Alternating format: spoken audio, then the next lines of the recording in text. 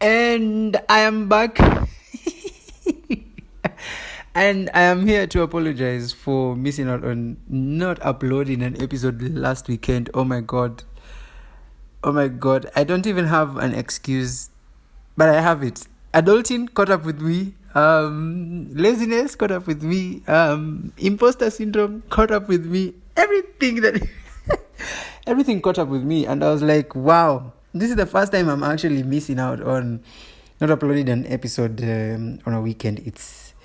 It's really disappointing from my end, but then I was really overwhelmed mentally at that time. Yeah, I know it's an excuse we use, but I am back here again with episode 12, and I'm like, wait, what a week it has been, because I've been really beating myself up with the situation that I brought myself into and not uploading an episode, especially when we are coming to the end of an year. It's really disappointing. But I'm here, Some people asked me during the week, Wewe, what have you done, Bwana? I was with some people at a charity drive, and they're like, hey, Mungai, Bwana, you've not uploaded an episode. And I'm like, yo, many things were happening, and especially for the topic that we were covering at that time. I think it's really sad that I didn't upload the second part of it, but I am here, back again, really happy to be recording another episode. I've missed it. I have missed it. I really need to plan myself better in this recording thing, because, well, let me tell you, podcasting is not easy. It has not been easy. It will not be easy. And I need to drop all excuses. But yeah, so my 2 weeks have been fine. I've enjoyed the weeks. It was quite busy, but we still give gratitude, to the Most High, because we are still alive.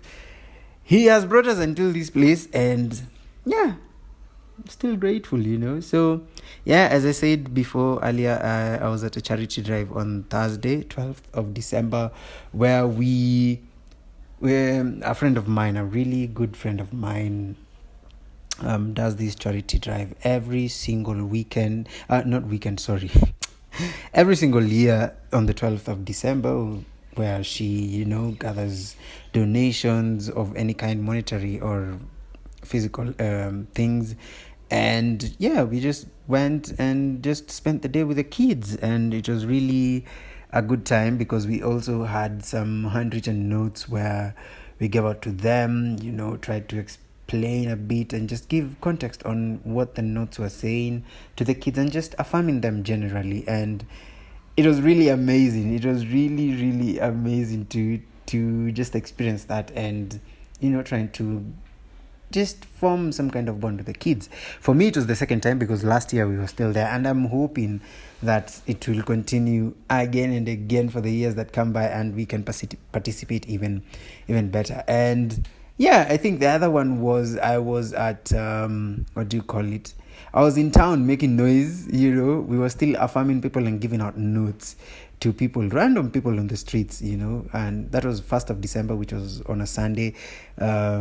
Yeah, which was another really good experience for me, because, hey, I was a bit anxious on how I'm going to approach people, but, I did my thing and realized that I'm really a noise maker, a big one for that matter, and that was really, really encouraging. Then we went and ate some food, it was really nice. Having friends and sharing a meal together is just beautiful. And having conversations and connecting, it's really beautiful. You really cannot substitute some experiences for others, and you are just there to enjoy. You make new friends, you make bonds even stronger, and life becomes meaningful again. So yes, I'm back again with another episode, and we are obviously talking about standards and expectations of online dating. And part 2, we were going to give a little bit of definition of what standards are, and discuss the differences between standards and expectations, and how they influence our dating choices. And we are also going to talk a little bit of how the role of social media has played a part in all this. We're going to examine the impact of social media on our perception of beauty, success, and relationship goals. And then we're going to talk about the double standard that we see, where we will explore the gender differences in dating standards and the societal pressure faced by both men and women. And then we're going to close it off with the myth of perfection. So we're going to debunk the myth of the perfect partner and discuss the importance of accepting flaws and imperfections. So we're going to jump straight into the episode and to our topic. And one, we're going to define what standards are and also understand what expectations are. There's a difference between standards and expectations. You set standards and expect them to be followed through, and there are times you have expectations that your standards are going to be upheld by you yourself. But also there are times where you have expectations of somebody and it's really not from a reality point of view, and we get to really get ourselves in bad situations when it comes to having expectations on people. So what are standards? Personally, for me, when it comes to me, one of the standards I have is having somebody who's ready to communicate. Always ready to communicate. And funny enough, I always communicate that I, when you're starting to talk to somebody, the first days I always say that I am always open to having communication. Do not try and jump away from not having any kind of communication when something is wrong or when something is good. Like, always strive to communicate, because for me, as long as it is a flow for me to like overshare things or over explain things, I take it as a way of trying to eradicate any kind of issues somebody might have by just communicating what I'm feeling and what I think is going on at the time. So those are some of the standards. That is one of the standards I have when I'm getting into a talking stage. Yes, that is one of them. So I was just going to mention that. So yeah, those are things that you hold dearly and really go around your way of how you set up your principles and how you've lived life and how you have virtues that are different, but all of them come about for me personally. They come about, all my principles and all these things come about with good communication. So if I cannot uphold good communication, then I know I am failing very bigly. Now, when it comes to expectations, the things we feed ourselves with from probably the internet and from people we listen to, even physically, and our friends, and it forms a perception in us where we now start having expectations even on people who we are getting to know, which for me is really robbing you of an experience of getting to know somebody, because once you start placing expectations, then you're not building an authentic experience or connection. You are just setting up yourself for failure, where you will have a whole lot of overthinking and how you would want things to be and how you expect somebody to be, when in real sense you're supposed to just get to know them, see them for who they are and not their potential. And we all struggle from this. We all sometimes in the back of our minds have some expectations set and we get disappointed. And it's funny how expectations and standards go hand in hand together, because for me personally, I believe expectations come in when you know somebody. Expectations come in when you know how they deal with things in their life. When you've known somebody to a certain point and this is what I expect from you because I know you. So if you do not meet the expectations I have of you, it is you who is failing yourself first, and then it is you failing what we have now. That to me is expectations. So having expectations with somebody who you've not known, or you do not know, or you've just known for a short while, it's funny. It's funny. And as I've said, we are robbing ourselves of some good experiences that might be very beneficial for us. So yeah, that's basically defining standards and expectations. And you can definitely see how this can influence our dating choices, where you see somebody and the first thing you see is how you expect them to be, and you start dating them, and then the disappointment come in, and then you're like, wow, I had expectations, I had this image of you, and now I see you differently. And then instead of you seeing that you started all these things from the wrong side, you now begin to start hating them, hating a human because they didn't really fit into the character that you made of them, that was a fantasy. And when you meet reality, you do not like what you see. So it plays a really big part in influencing our dating choices. So yeah, that's part one. Part two, the role of social media. So even trying to examine the impact of social media on our perception of beauty, success and relationship goals, they all come about still touching on the expectations subject. And all these perceptions that we have of especially goals, relationship goals, they are all formed from seeing how other people act in their relationships.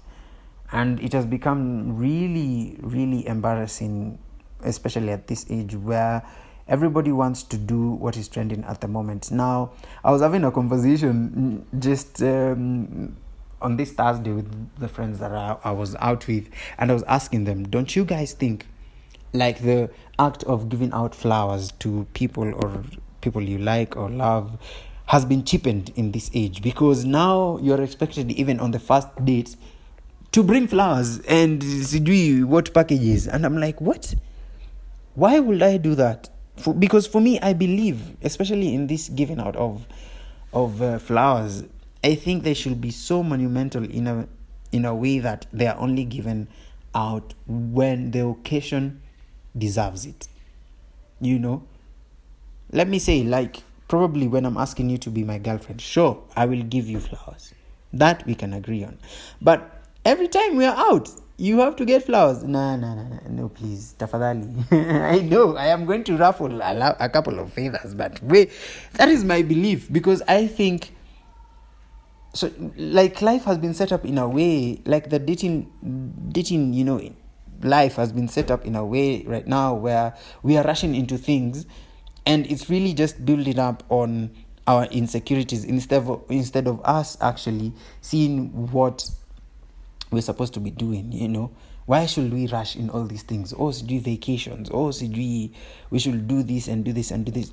Ladies and gentlemen, when we are dating, I am getting to know you, so that when I make that final decision of marrying you or engaging you in, and wanting to be married to you, then we can do all these things when there's a ring on your finger. But before that, let me get to know you. Let me get to understand you between all seasons of your life, Let me get to actually see the beauty that is in you, apart from what I see outside.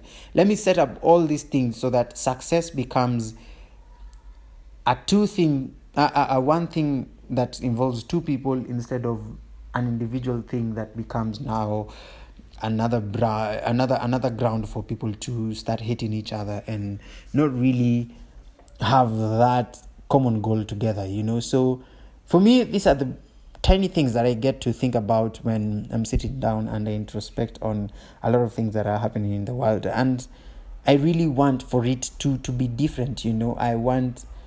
I want to act differently and not really fall into the pressure that is there in social media. So as you can see, social media plays a big role in all these things. There is an impact that it comes to us. When we see thousands and thousands of people getting flowers, then everybody feels like if they don't get flowers, then they're not loved. When you're not asked to be a girlfriend through, those plates that we see on restaurants written with cream, or will you be my girlfriend, then somebody feels like, I don't think I'm loved enough because this one didn't get me that plate.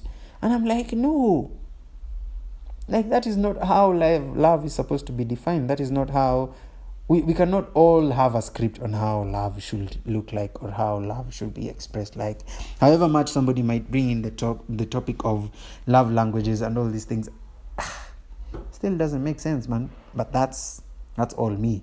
Then there is the double standard, where the gender differences we have in dating standards and the societal pressures faced by both men and women. And you can see this still touches on social media, because there are a lot of things one gender might want, but when it comes to reciprocating to the other gender, then it becomes funny.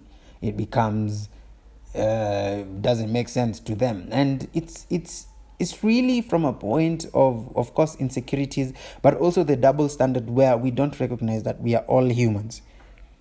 We are all humans. We all have emotions. We all want to feel loved. We all want to explore things, We all want to have this common goal together. So why should we hold some people to some kind of standard and not to the other people? Why will me, Mungai, hold a lady to some particular standard and not hold myself to that same standard? You see, that is what we call a double standard, where me as a man, I have these particular standards and I don't hold myself to them first before I hold them to somebody else, And I think I forgot to mention that where we were defining standards and expectations. It's where however much you have standards, those standards should be seen in you before you want to see it on somebody else, Let it come from you. Let you become the source, so that it becomes, if you're giving out that particular energy, then it's from a point of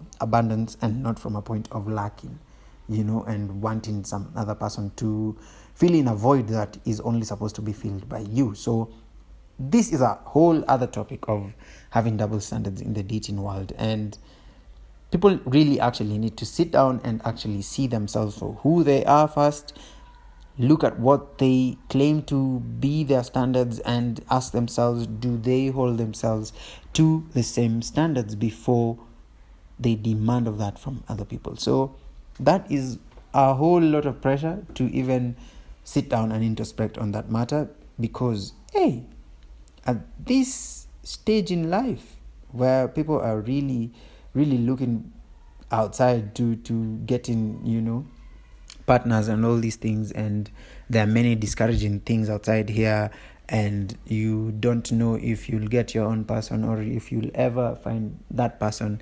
It's really nice to just sit down and do all these things. Do the work and don't follow what other people are doing.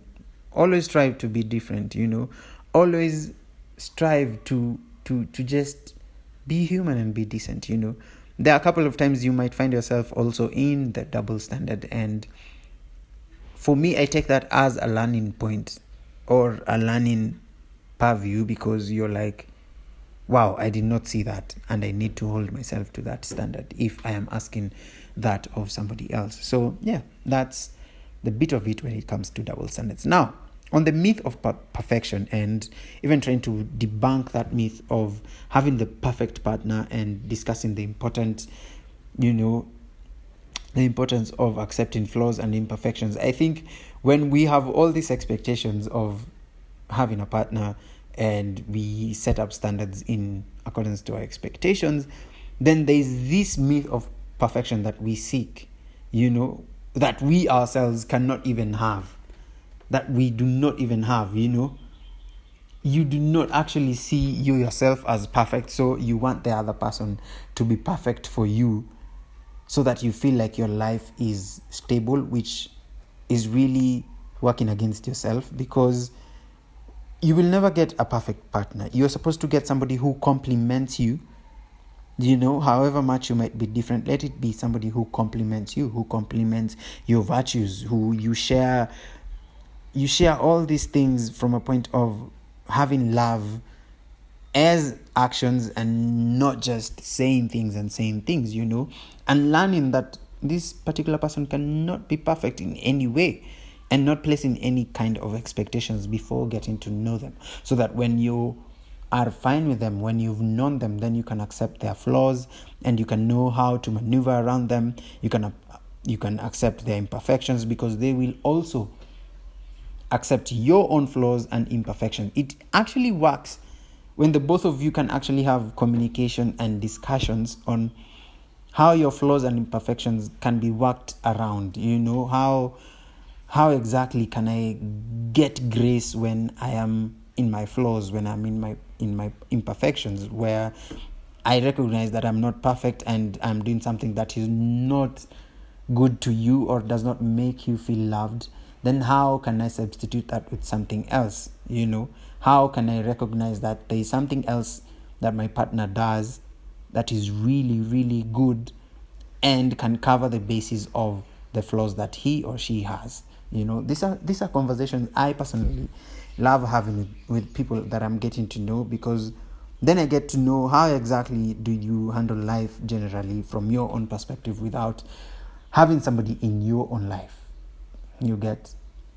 And it's sometimes it's really sad when you're trying to get to know somebody and then you realize that there are things that they hold dearly or have expectations of, and they actually don't see themselves doing that, or they don't think it's in their nature to do that, but they expect somebody else to do it. One of the other things that I hold dearly when it comes to standards is conflict resolution. Like, how does somebody or one person how do they maneuver around conflicts? That is something I take dearly, because it is how I get to know if I can even be friends with you.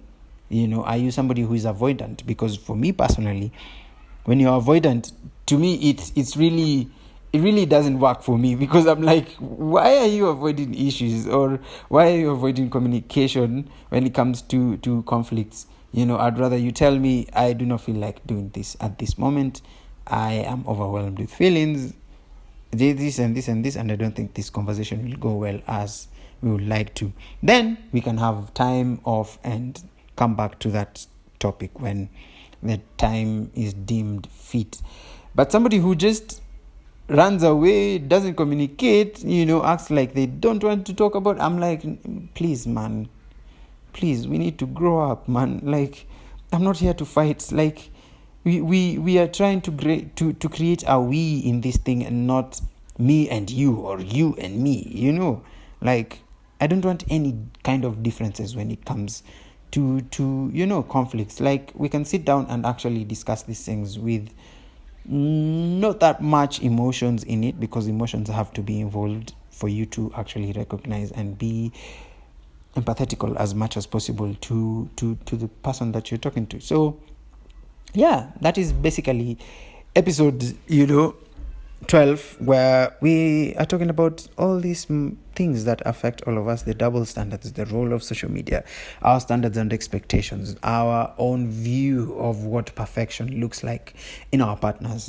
So yeah, that has been episode 12, and I feel like I would have discussed especially the double standard subtopic a little bit more, but that's another topic for another day, where I would prefer to have that with a guest on the show, which we are still working on getting them on the show. But yeah, so that has been episode 12. Thank you guys for listening in. I am really sorry. I apologize for missing out on last weekend, but here we are this weekend uploading an episode that is as beautiful as the year has been, and I can't wait to do episode 3, and we are going to close off the year with a recap of how the year has been for me, the host of the Cordial Podcast, Mungai Kang'ong'oi. I'm really proud to be recording another episode. Really happy. Thank you very much to all of you who checked up on me. Thank you very much to all of you who missed listening to me, ranting here and there. And but I'm happy, and I hope you have a blessed week. I hope you have a blessed day, and just have a blessed life in general. So see you next week, where we're going to now close off the topic, where we're going to discuss on how we can navigate around the modern dating landscape. And I hope it will be as beautiful as today's. See you when you see me. Bye.